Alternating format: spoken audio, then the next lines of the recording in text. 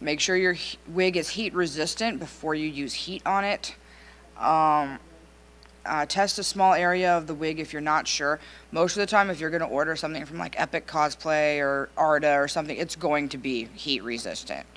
But if you're ordering on like eBay or Amazon or something, you might want to just check the reviews or the, specifics of that wig and just make sure that it is heat resistant. And if you're not sure, you can take a hot iron like to the very back of it and just see. If it melts, it's not heat resistant. And most of the wigs you're going to find at like Party City or Spirit Halloween, those are not heat resistant. So I would not recommend Party City or Spirit Halloween unless it's like the day of con and you're like, I absolutely need a wig. Okay, go ahead and get a wig, but it's not going to be the greatest of quality. um, Taming frizzled ends. So if you've got ends that are kind of like fraying, splitting sort of thing, you can use a spray or two of leave-in conditioner and then use a flat iron to smooth them. Of course, if your wig has curl to it, the flat iron will take out the curl, so then you would need to recurl it. I am horrible at curling wigs. Like, I just didn't like get that DNA or whatever, so I tend to, sometimes I will just use like a blow dryer on it because I'm like, I don't want to take the curl out. I want to make sure the curl is still there. You can tease the fibers of the wig to add more volume. So if you've got a character that has really poofy hair, you can just take a teasing comb that you can get at a beauty supply store, pretty cheap. I think mine was about $5, and you can just kind of like take them, tease the ends of the wig, and it'll give it like more volume. I do that with my Jasper wig because she's got maximum floof. I also spliced two wigs together. So I bought two of the same wig. I took the wefts from one and I hand stitched them. Actually, when I was recovering from surgery, it's like, well, I can't do much of anything else. So I sat there for like the first 2 weeks of recovery, just like hand stitching this wig and like watching Netflix. Yeah. I mean, it gave me something to do instead of just like sitting in bed all day. So, you know, but it is tedious. And I mean, if you're working, it may take like longer than that, but I've done it, and my Jasper wig like has maximum floof. It's like out there, so I really love it. You got the grind going. I do. Yep. Wigs do need to be washed just like your normal hair. They get like your hair oils on them. They get dirty. They get things in them. So you want to wash your wig in warm water with a mild shampoo. I like the Johnson & Johnson No More Tears brand. And you can soak it in a little bit of fabric softener and water for anywhere up to a few hours to a few days or even a week. I think I've left a wig in there for a week. Yes. This is a question, but I got a question. Oh, that's fine. I am terrified of losing the curls. So how do I get the curls back in if I don't have the DNA to put them in there? That's actually my next slide. Oh, okay. Yeah. And then with any wig styling practice, wig styling is not easy. It takes patience and practice to get your skills down. I still don't have that much in the way of skills. I've just started like teasing my wigs and adding wefts and things like that. And then I go on Instagram and I see people who are like, here's this, beautiful wig with all these curls and everything else. And I'm like, yeah, I'm not capable of that. I don't. But I'm learning, and cosplay is about learning. So yes, my next slide is curls. And so if your curls come out, there are a couple different ways that you can recurl them. So you can use a curling iron, or you can heat up the fibers with a flat iron and put a curler in it. And then you want to wait until it cools down. So as it's cooling down, that's when the synthetic fibers are going to take their shape and then hold the curl. Because I know one mistake I was making is that I was trying to curl it and then I was trying to uncurl it while it was still hot. And it's not going to stay because that's actually when it's cooling down that it takes the shape. You can also put the curlers in first and pour hot water on the wig to set them. So just like boil some water, let it cool down a little bit, and then pour it over the wig. I do that for dolls too. Yeah. And if it's not heat resistant, Then you can't do it. then Then you're SOL. Yeah. Yep. Unfortunately, if it's not heat resistant, there's not much you can. And I don't get non-heat resistant wigs for that reason. I'm like, I want to be able to style them and repair them and do things with them. If you have a wig with a lot of curls, like my Pinkie Pie wig or like the Cozy Glow wig, you want to comb each curl one curl at a time. If you just go through it with a comb, it's going to poof. You're going to have like Cozy Glow with an afro. And I've done that with one of my Pinky wigs before, and it's like, oh, well, now I've just got, so Afro Pinky. Boogaloo, okay. But it'll keep each curl's shape, and it'll keep the wig from being frizzy. So after I'm Pinkie Pie, I go home, I spend about 45 minutes combing each curl out and pinning it up with a bobby pin so it keeps its shape. I don't actually know if that helps, but that's something I do. It makes me think it's going to help keep its shape. So I know, right? I do the same for Snow White, because my Snow White wig has like nice, ring curls, and I'm like, I want to preserve those as much as possible. We've all seen the spiked wigs, your Gokus and your other Dragon Ball Z characters. Spiking wigs can be difficult.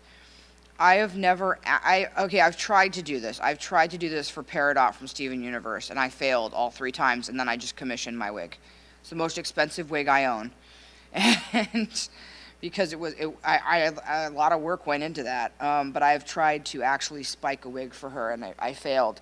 The best that I have heard that supposedly works, and I never tried this because I heard this after I just was like, I'm going to spend this money on this wig, is that you tease it, and you tease it until the fibers are like almost destroyed.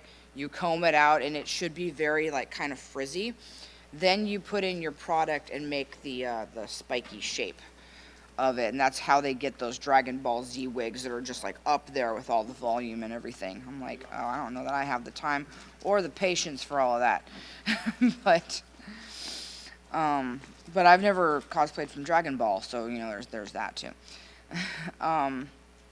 The products that I like for any like keeping my wigs, like keeping curls, keeping any spikes that I might do. Like I said before, the entire Got to Be Glued line, I love that line of products. They're great for wigs. It dries clear. I've heard some people talk about Gorilla Snot. It looks like what it sounds like. And I didn't like it. I actually did use it before. And what I don't like about it is that it is yellowish. So if you put it in like a really light wig, like a white wig, it's going to show up. It says it dries clear. It does not. And it gets on everything, and it is almost impossible to wash out. Like, that's the thing. If you're going to use Gorilla Snot on your wigs, you better not plan to use that wig for anything else, because you're never going to get it out. And I got it all over my hands, and it was hard to get off of my hands, and I'm like, I'm never using this product again. But some people swear by it, so, I've also used tacky glue and spray glue before for some wigs, and it's actually held up. If you get the right spray glue, it will dry clear. So there is that. Oh, any other questions about wigs? Wig questions? Nope. Okay. Moving on to body paint. I'm not certain that the My Little Pony fandom has a ton of body paint going on. But I also do the Steven Universe fandom, so we have a ton of body paint going on there. You want to find the type that works best with your skin. There's cream-based, there's water-based, alcohol, and grease-based. So if you have like really oily skin, you do not want grease-based. It's just going to make a mess. I prefer water-based paint myself. A lot of my friends swear by cream-based, but I've heard that if you sweat a lot, cream-based is not going to work very well. I do tend to sweat, especially on my nose and like my upper lip, so that's the first place like my body paint is going to come off. Alcohol-based paint will not sweat off. It is waterproof. The problem is that you do need to scrub it off with alcohol, and if you're putting it around your nose, mouth, and eyes, that's very uncomfortable. Like, I've done it. I wouldn't recommend it, but I've done it because I'm like, how do I keep this body paint from not sweating off? And the answer to that is to seal your body paint. So you want to get a good sealer. There's Ben Nye. They make one called Final Seal, which is really good. Krylon, they make one that is actually an alcohol-based sealer, but it is not like rubbing alcohol. It's actually very gentle, and you can spray that on there. That's what I use almost every time, and my body paint will stay all day. There's also Skindinavia, which I like, but I like that more for just regular makeup, actually. I actually get their bridal sealer, which is supposed to be for like when you're wearing makeup all day, you have a special event, you want to look your best. That's what I use on my skin, and I was able to walk from, my Airbnb to here yesterday in the rain and the snow and the sleet, and my makeup was still on. So it definitely keeps it on. Merone also makes one. I wasn't a fan of it. I've heard other people really like it, but I thought it left my skin a little sticky. So I wasn't a fan, but I'm just throwing that one out there. That is also a brand I'm aware of. Anytime you use anything new, you want to test a small area on your skin to make sure you don't have a reaction. There's a lot of different things in these body paints, and you could be allergic to something. So when you get it, test a little area like on your arm and see what happens. I've never had a problem. Another thing that it's actually not on here, but another thing that I found that I use is called, also from Ben Nye, and it is called, I'm drawing a blank, I'm sorry. It's not Final Seal. It is, I will think of it later, but it is a mix, Liquicet, that's what it's called. It's Ben Nye Liquicet, and you can spray that on your water-based paint instead of water. That actually seals it as you're putting it on, and then putting a sealer on top of that helps to keep it on like all day. And that's how I apply my body paint, and it stays on. And I know a lot of people are like, wow, you must take a lot of time applying that to your whole body. I don't. I use arm socks. I only paint my face and like my chest area, any skin that might be showing. And then I use arm socks that are made from tights that you sew. You make a cardboard cutout of your hand. You put those into the tights, you sew around it. And then it makes like a glove that you can put your hand in, and you just put it up. And some people just cut a hole in like the crotch of the tights so you can put it on over your head. I actually cut the legs off to the length that I need, and I sew them onto a sports bra. And I find that that's a lot more comfortable because I don't know, I like it better that way. It's easier. Yes. Where do you buy body paint? I usually get mine on Amazon. You can get it. You can really get it anywhere. Any like theater type store should have it. I don't know what's up here in Canada. I do know where I'm from in Seattle, we do have, I think it's Pacific Northwest Arts something. It's over in West Seattle, and there is actually a store you can go into, and they have most of these products. But I usually go to Amazon. That's like my go-to. There's a store in Lakewood called, Oh. I like the costumes. Oh, okay. Oh, Yeah. they're really good. Like, that's where a lot of my friends get them, too. Okay. I didn't know about that. That Lakewood's actually closer to me than West Seattle. That's Yeah. kinda awesome. Yeah. They have everything, like from cheap to expensive to you name it. It And- just looks like a house, though. It's cool. And if you don't want to make your own arm socks, because they are kind of hard, like if you either don't know how to sew or you're afraid of them running, like it took a little bit for me to get my arm socks down to where they're not like there's not runs in them. By the way, if you have a run in a stocking or a sock or something, you have clear nail polish, which you can get at like the dollar store. You put it right where the run ends, and it will keep it from running further. So generally what I do when I make my arm socks is I go around the fingers with a light application of nail polish even before it starts to run, so that it doesn't start to run from those areas. But if you don't want to, you can look arm socks up on Etsy. And the one that I would recommend, she goes by either Pumpkinetics or Kinetic Cosplay. She makes arm socks. That's what she does. They're about $50 a pair, but they will last you a long time. I've had arm socks that I've had for 2+ years, and they're still going strong. If you're going to wear arm socks, minimize touching a lot of things that might get them dirty. I always bring gloves with me, like vinyl, like gloves that you can get. That's a thing. And I also kind of bring my paint with me. If I'm staying at the Con Hotel, not so much. I can just pop up to my room and reapply it if I need to. But if I'm going to like a convention, like I live away from the convention center in Seattle, and I'm going to a convention, I bring the body paint with me with a brush just so I can duck in the bathroom and reapply it if I need to. Any questions about body paint? Other questions? Okay. lively audience today. I love it. I'm butting in a little bit. Oh, that's fine. You know where to find me. I've been following you, and you've been following me. Yep. Prosthetics. So anything you'll use on your skin, again, test it first. You want to be careful with things like false noses, chins, warts, ears. A lot of them contain latex, and latex allergies can be very severe. I'm allergic to latex. This is why I don't have a huge, I don't do prosthetics a lot because so many of them do contain latex, so I can't do them a lot. But you can put them on. You can buy like elf ears that are already molded. You can buy like different noses. You put them on your skin. And a lot of people, they then use either Prose Aid, which is actually what they use in the movies to attach something. Once that is on, it's not coming off. Like, you have to use the Prose Aid remover to get it off. And they put it to their skin as much as they can. If there's like rough edges, if you could see like where it melted, like a ledge or something, they sometimes use liquid latex to like smooth that out. And then they put the makeup over it so it matches their entire face. Again, I've not really done that, but I know of people who have. I've seen my friends who have taken latex pieces and modified their face to, look different. And it's a very, very amazing. I have a friend who does a Klingon, and so that's like a lot of work to get her face to look like that, but she does an amazing job. Spirit gum is my go-to when I have to like put a prosthetic on, and the most I do is because I do a lot of Steven Universe, I do my gems, and so I put the gems on usually with spirit gum.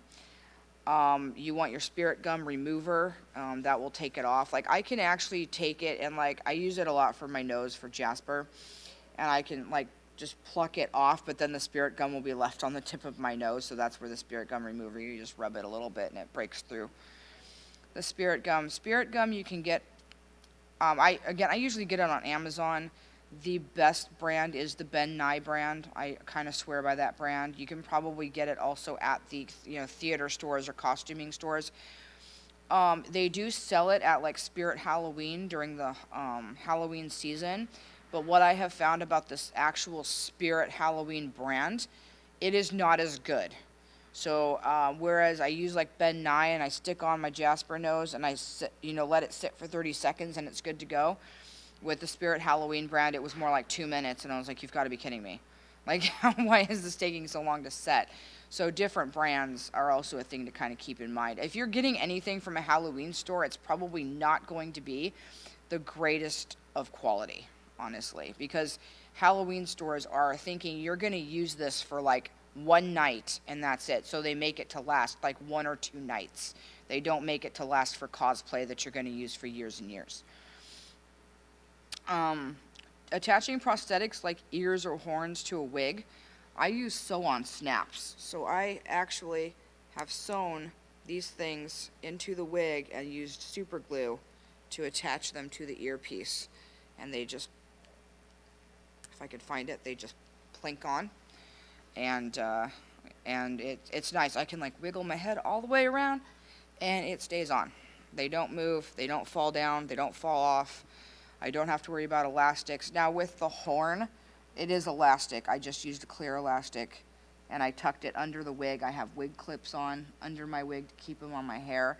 I tuck them under the wig clip and it keeps it on. Sometimes I will also use wig tape on the base of the horn, but I didn't do that because I'm doing Pinkie Pie later, so I was like, I don't want to deal with wig tape. I also sometimes use wig tape if I'm doing like a gem prosthetic, a heavier prosthetic that spirit gum's not going to hold. So I do Amethyst from Steven Universe, and for those of you who don't know the character, she's got a huge gem like right here on her chest. Yeah, spirit gum's not going to hold that. That's a heavier piece of resin, and so I just use wig tape around the edges and I just stick it on and it stayed there like all day. So generally you do want to attach your prosthetics before you do any sort of makeup. If you do makeup and then try to put your prosthetic on, it is going to adhere to the makeup and not to your skin. I think my only exception is when I do Jasper, I do leave the bulb of my nose non-makeuped so I can get the nose on. Because otherwise it is actually really hard to face paint your face when you've got this big gem like right there. I'm like, all right, Prosthetics. Okay, that was all I had for prosthetics. Anyone have questions about prosthetics at all? Nope. Okay, cool. Corsets and binders. Corsets are a garment meant to smooth the figure into an hourglass shape. A good corset will feel like it's giving you a firm hug. It shouldn't hurt or pinch. Just like shoes, corsets have to be broken in. So when you get it, they recommend that, you tighten it, as much as you can, stand. Don't over tighten it. And wear it for like an hour or two and then take it off and gradually increase the time. This is going to help mold the corset kind of to your body shape while also giving you the shape that you want. And it's going to get you used to wearing it. You don't want to put on a corset and then go to con for 10 hours. You're going to be hurting. It's not going to feel good at the end of the day. It's going to feel good when you take it off. You're going to be like, oh my gosh, thank you. You want to make sure that you get a waist training corset, an actual corset with like steel spiral boning, because that's going to set you back about $75 to $100, sometimes more. Like a good corset is expensive, but a good corset is also going to last you years. If you get a $20 corset on Amazon with a free gift, that's for show. That's for like the bedroom. That's not for actual support. That's not actually for holding you in. I have made that mistake, and within like 2 times of wearing it, the boning, which was that flimsy, it was like it was metal boning, but it was very flimsy, started to come out. The grommets on the back were starting to pull off, and it's like, no, this is not a quality corset. I get most of my corsets from Orchard Corset. I highly recommend them. They've got great customer service. They're based in Washington State. I don't know with like the customs and things how long it would take to get to like British Columbia, but in the state of Washington it takes about 2 days to get my corsets. It's really fast. And I've heard good things about Corset Story is another great place to get them. I've never actually ordered from them, but I've heard good things, and I've ordered from Violet Vixen. That's actually where I got my Pinkie Pie corset, so they also have some great ones. Don't get your corset from Amazon. It's going to come with a free underwear. Don't be blinded by the free underwear. Oh, I get free underwear. No, it's not. It's not for holding you in. Now, binders are garments that are meant to flatten the chest and give a flatter front form to whoever's wearing them. Usually they're going to flatten the stomach a bit as well, but not always. They've recently started producing binders that only flatten the chest. For someone like me who has a little bit of a belly, I like the ones that flatten all the way, because if you just flatten my chest, then I have like this right here, and then that just doesn't look attractive to me. So it depends on what you want. I mean, some people, don't mind that. If they're like, oh, I'm comfortable with that, go for it. But I generally get the Underworks binder because they're the ones that are going to flatten all the way down. A lot of people swear by GC2B, but they only flatten the chest. The good thing about GC2B, though, is that all of like the heavy duty material is just in the chest and nowhere else. So it's not one of those binders that flattens from front and back, because those can actually be dangerous if you wear them for too long. It's more breathable. It says do not wear your binder for more than 8 hours. The reason being is that when you compress everything, you're compressing your blood vessels. This can actually cause blood clots, and those can travel to your brain, to your heart, to your lungs, and that can cause a lot of problems. It's also recommended that if you're bigger than about a D cup, a binder might pull you in a little bit, but it's not really going to work for you very, very well. Even I am a D cup, and I have problems wearing a binder. I'm like, no, I still feel like you can tell, what I got. But it is what it is, And just like a corset, it may take your body some time to get used to the binder as well. So that would be for, if you have a chest and you're trying to like crossplay, if you're trying to cosplay a guy, which leads into my crossplay slides, and that is where you are cosplaying a character that is the opposite of the gender you biologically are. So if you wanted to present feminine, that may include makeup, contouring, and highlighting. If you've got a very strong jaw, you want to soften that up, there are makeup tutorials online that can teach you how to, use makeup to soften your face and make it look, smoother and softer. High heels, skirts and dresses, stuffed undergarments. Some people may not have the, backside that they want, or they may not have, the chest that you would want for a feminine looking form, and it may require some stuffing and things like that. Corsets, pantyhose, hair removal techniques. If you have, facial hair, you may need to, get rid of that. There is a great product, and I actually do not know the name of it. I should have written it down and did not. Maybe I did. Did I write it down? No, I didn't. Okay. But there is a product out there that you can use to reduce a 5 o'clock shadow. It's actually like an orangey foundation, because a 5 o'clock shadow is very blue. So an orange is actually going to cancel out that blue shade, and you put it on and then you put your makeup on over it. It helps hide that a little bit if you're like one of those people that's got a 5 o'clock shadow all the time.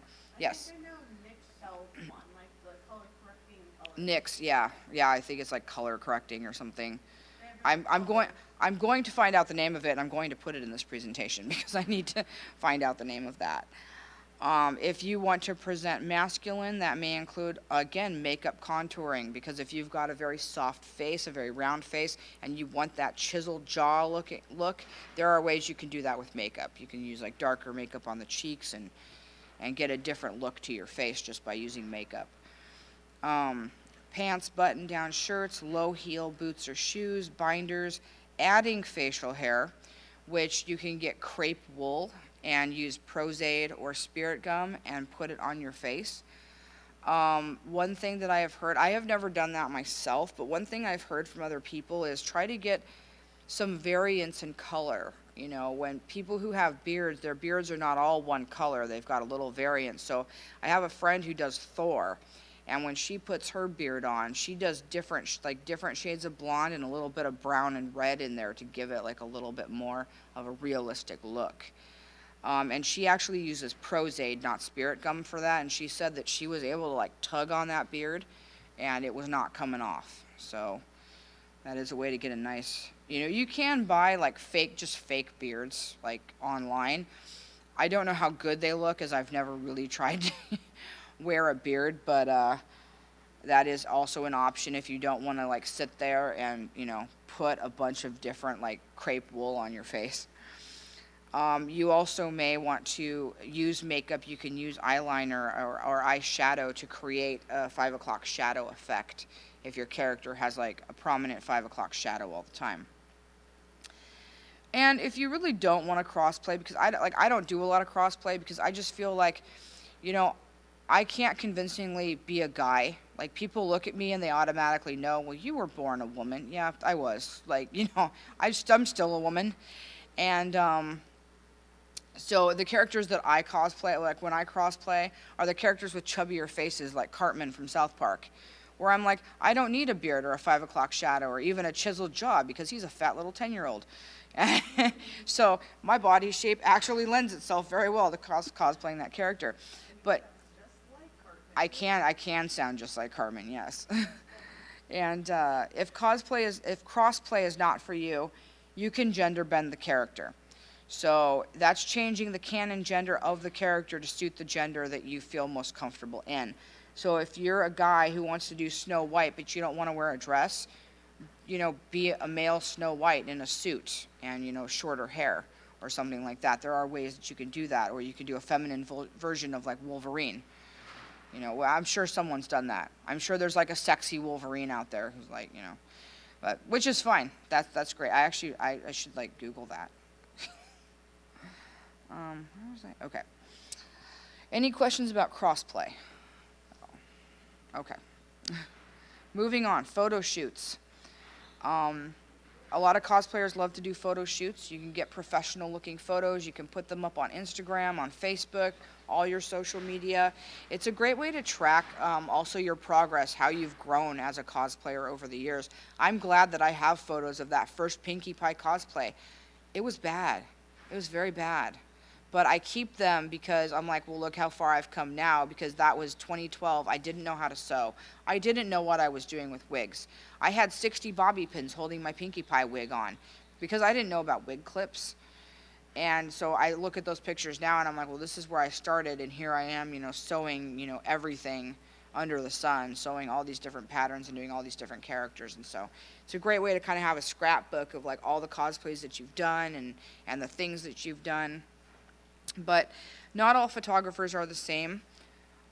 You want to do your research before booking with a photographer. Look at their portfolio or their webpage, read the reviews, talk to your friends. Excuse me. Definitely look at portfolios. And as a plus-sized cosplayer, what I'm looking for is a variation in different cosplayers that they've photographed. If I go to their portfolio and it's the same kind of like skinny girl all throughout their portfolio, I'm going to be like, okay, well, you don't look like you are a plus-sized photographer. So you're probably going to point and shoot your camera, and I'm going to get something, but it may not be as flattering as someone who has plus-sized cosplayers on their portfolio. So you want to look at what you specifically want to see.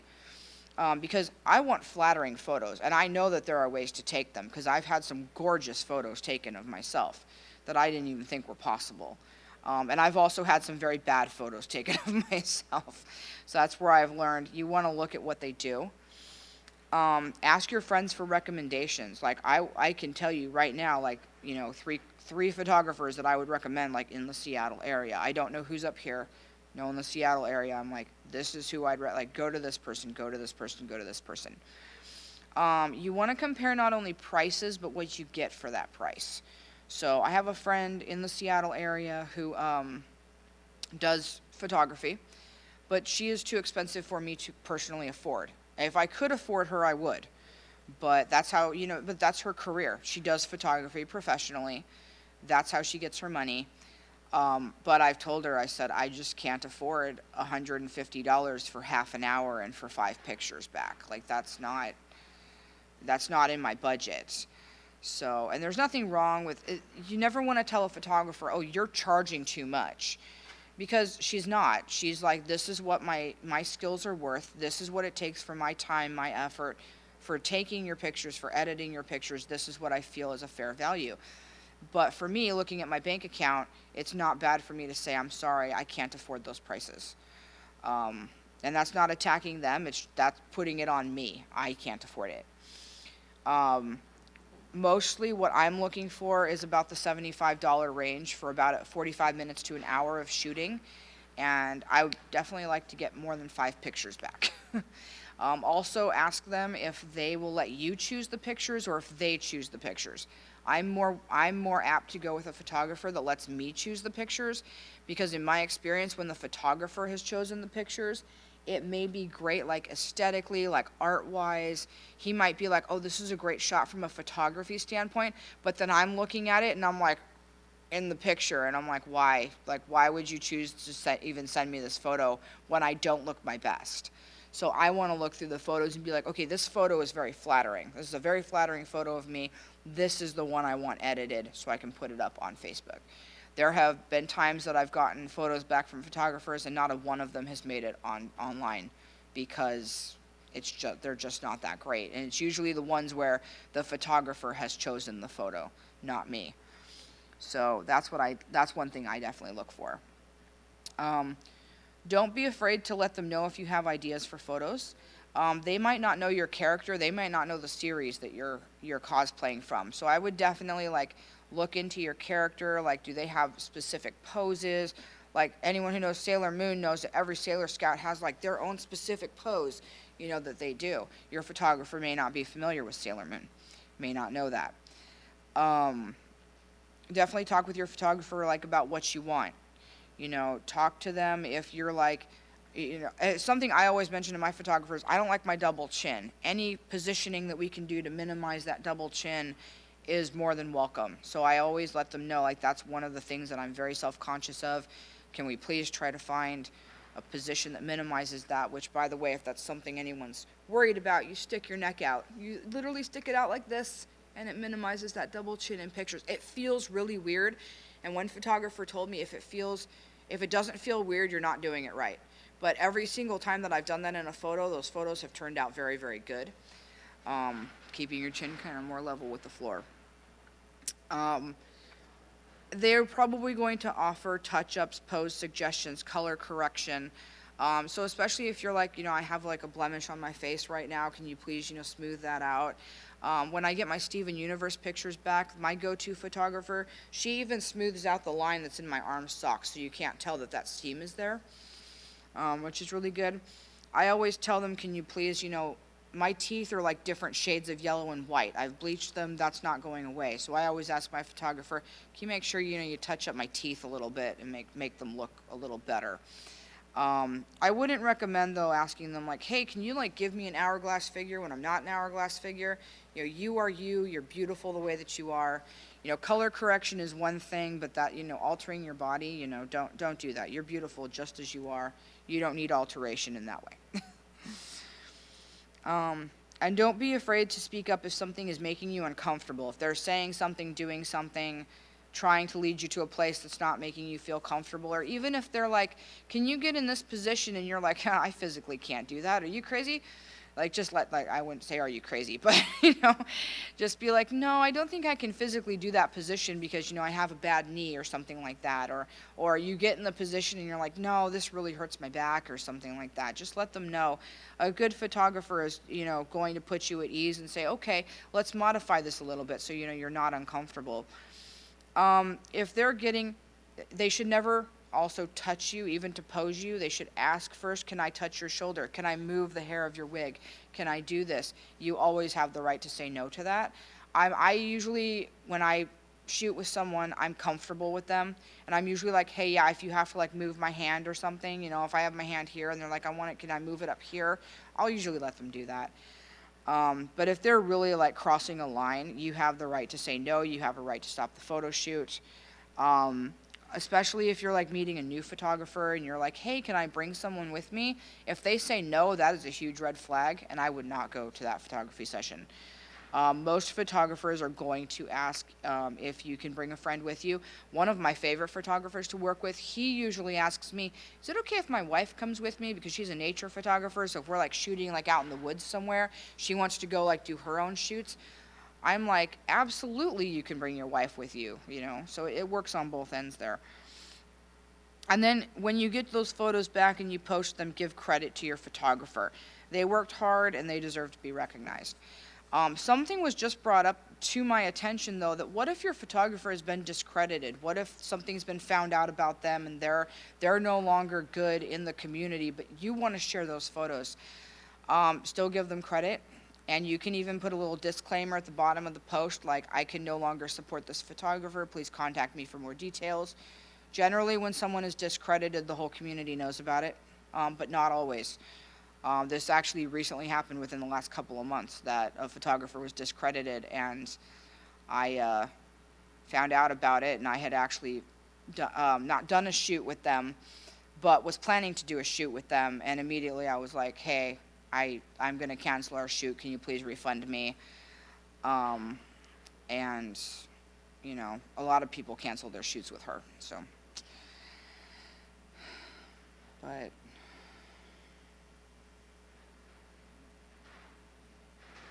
Coming out with the cosplay, like, group pages for, like, list of people that have been discredited too. Yeah, there are cosplay pages online where they will have like a blacklist of photographers that people probably should not work with. A lot of the good ones also have a list of photographers that they highly recommend that have been like very good photographers in the community. Putting the play into cosplay, acting the part of your character can be fun. It can also be exhausting to be someone else for any length of time. I do Pinkie Pie at Everfree Northwest. I'm Pinkie Pie pretty much on for 3 days straight. And after those 3 days, I'm tired. I need a rest day after that. Because Pinkie Pie is a very exhausting character. She's on all the time. She's hyper. She's out there. She's smiling. And, and that's a little bit different because I volunteer at that convention specifically to be Pinkie Pie. So you don't have to be in character all the time, even if you're cosplaying. We're people. You need to look into your self-care. You need your breaks. You need all of that. But it can be fun. What you want to remember is not everyone is into that. Not everyone wants to put the play in cosplay. Some people just want to put on a costume and look fabulous and walk around, and that's fine. That's completely valid. So if you go up and you're like, if I'm in character, I go up to someone who's Rainbow Dash, and I'm like, hey, Rainbow Dash, you want some cupcakes? And, they're not reciprocating. That's my cue to back off, and they're obviously not into that aspect of cosplay, and that's okay. I have seen people, though, push it. They don't like get that cue that this person's not into it, and they push it, and they make the situation very awkward. Kind of take their cue. Are they silent? Are they reciprocating back? If not, do they look scared? You want to practice your character's voice. It doesn't have to be perfect. You don't even have to do the voice as long as you have the personality down. As long as you're exuding that personality for your character, that's fine. I happen to be able to do a lot of different voices. Not always, though. Sometimes I can't get it down. That's why I don't honestly do Sweetie Belle's voice very often, because I will start out as Sweetie Belle and it will slip into Pinkie Pie, because Sweetie Belle and Pinkie Pie also have those squeaks to their voices, and I'm like, this is Pinkie, not Sweetie. If they have a signature catchphrase, a pose, a song, learn it, practice it. Very embarrassing a couple of years ago when I was Pinkie Pie and someone said, can you sing the Smile song? And I quickly realized I did not know all of the lyrics to the Smile song. I now know all of the lyrics to the Smile song.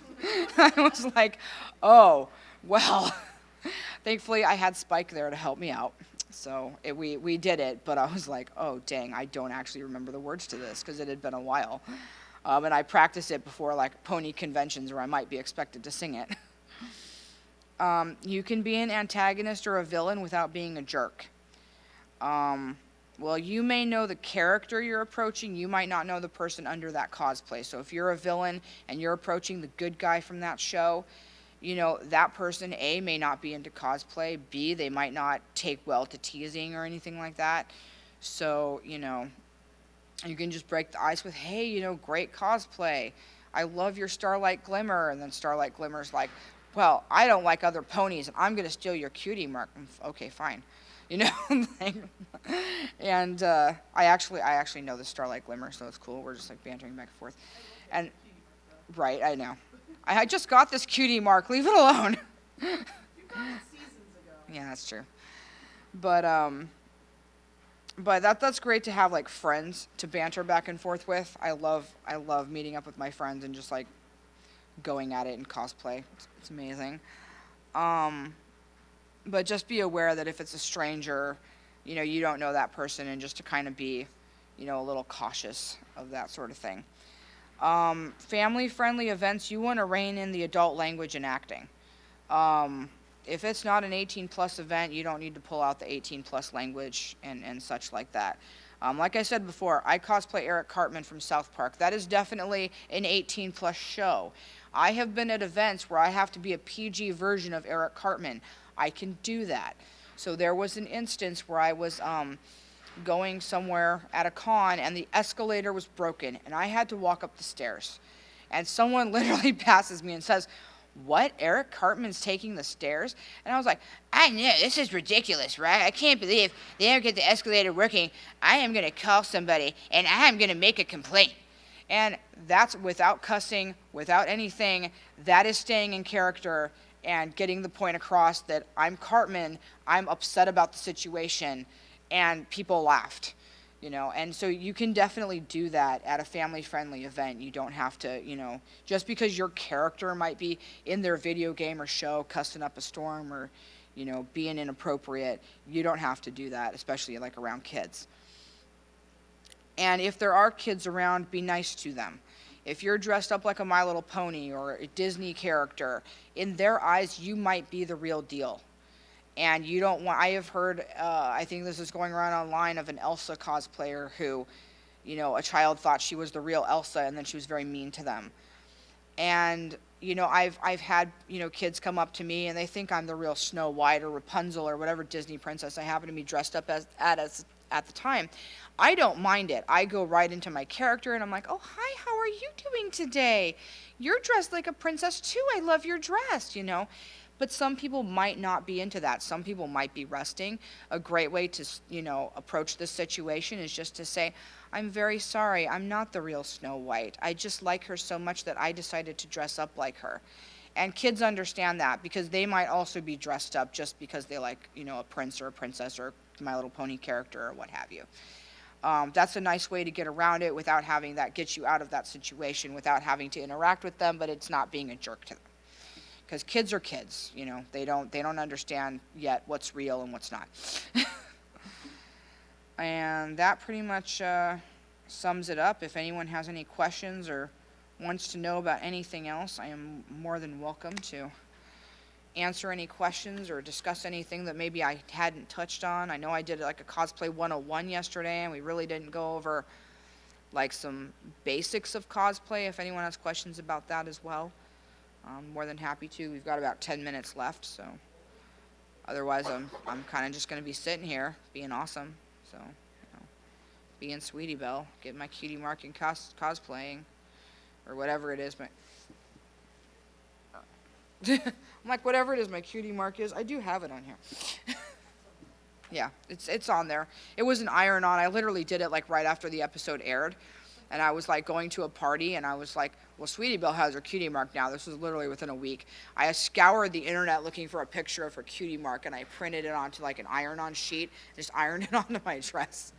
I'm sure now you can like go on Etsy, and someone probably has like appliques that you can sew onto your costumes.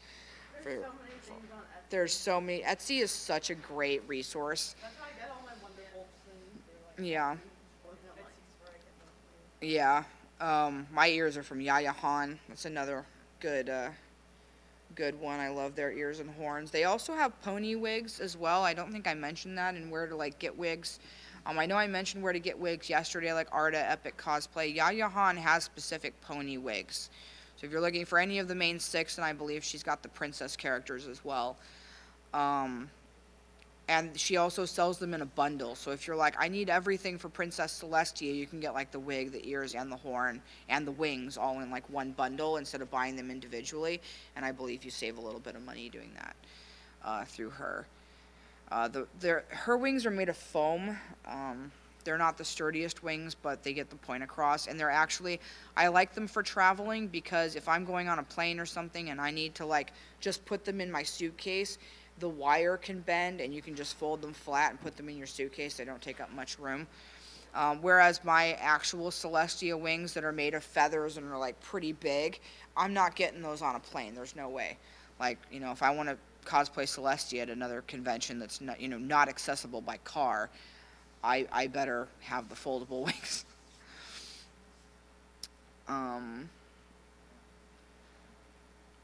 And then I guess I didn't really go over, I guess I could talk a little bit about cosplay safety. Where are we at? 53. Okay. Cosplay safety and etiquette. So, cosplay is not consent for anything. And some conventions you will see pictures, posters everywhere that says that cosplay is not consent. For anything, for taking pictures, for touching someone, their cosplays, nothing like that. I've had an incident where my friend was wearing a 5-foot-long wig and someone comes up to her and immediately says, "Oh, I love long wigs," and starts pawing their fingers through the wig, which, first of all, you're never supposed to do. That wig ended up horribly tangled. It took us like 5 hours to straighten it and get it back to where it was. And that was like the first time that my friend had ever worn that wig. And so never touch anything. Like, you don't know how protective that person is of their cosplay, of their, their stuff. You don't know if they like being touched or not. Some people like hugs. I love hugs. If someone asks me for a hug, chances are I'm going to give them a hug.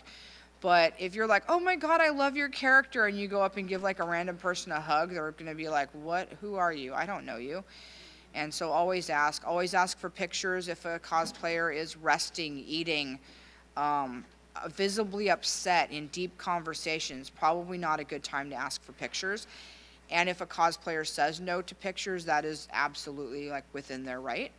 As a cosplayer, you can say no. What I like to do, especially like if I'm eating, I'm like, "Oh, I'm so sorry. I'm eating right now. I'm resting. If you find me later, I absolutely will pose and take a picture of you." asking for a picture is better because then the cosplayer can pose for you. It is better if, you know, they're like eating something. It's better if they stand up and pose for you rather than here's a picture of this Pinkie Pie cosplayer with a cheeseburger like halfway in her mouth. You know, that's not attractive. If that cosplayer sees that picture online, they're going to be like, "What the heck?" Like, you know, and never take pictures or video of a cosplayer with the intention to shame them online. Unfortunately, I have seen this happen.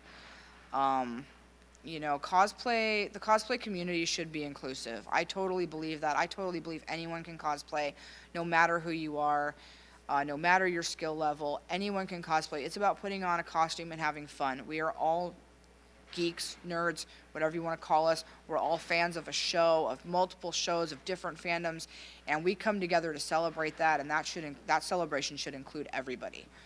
And so, you know, I fully believe that there should not be any shaming, any of that in the cosplay community. We need, you know, there's enough of that probably coming from outside the cosplay community that within ourselves, we need to build ourselves up and build each other up and not tear each other down. I have a great thing too, even with my friends, when they're like, "Oh, my cosplay's not that good. Oh, I look so ugly today." I turn and I tell them, "Don't talk about my friend that way." And it gets the point across. It's like, don't tear yourself down either. Like, you know, you're beautiful people, put on a beautiful costume, go out there, have fun, do your thing. And don't let anybody, you know, tell you that you can't, because you can. And, you know, basically don't give a buck what anyone else says or thinks. So I think, is that the tea? That's the tea. I think we're at time. So. Yay, I got a little bit of a, okay. I'm like, my friends are clapping for me, that's fine. Friendship is magic, yay. That's why I love the My Little Pony fandom. I'm like, it's such a great fandom to be a part of. Okay. Timmy's. And then tomorrow I will be doing a con preparedness panel in the Fraser room at 10 a.m. So, I've never prepared for cons. I mean, I think like that's what I've noticed, and so this is to help you prepare for cons. And I did a Twilight checklist, and I still had to go back home because I forgot no studs. Oh, And that's my okay. friction prevention rubbing stick, Oh, which I'm glad I remembered